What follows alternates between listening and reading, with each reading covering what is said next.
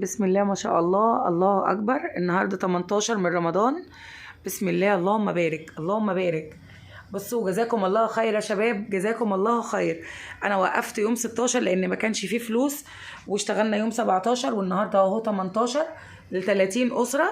10 أسر بانيه ومكرونة، 20 أسرة فراخ ومكرونه برضو. المهم يا شباب ان انا هقف، يعني انا فاضل لي حاجات بسيطه واقف خالص. يوم 27 رمضان ويوم 28 رمضان تمام محجوزين. طب والايام التانية هقف خالص. الهمه بالله عليكم اصحابي والجيران واهلي والجماعه اللي بيشاركوا معايا طول الوقت. الهمه شباب، مش عايزه اقف خالص.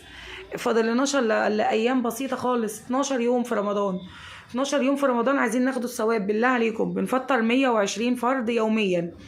لو الأسرة فيها 4 أفراد فيبقى احنا بنفطر يوميا 120 فرد.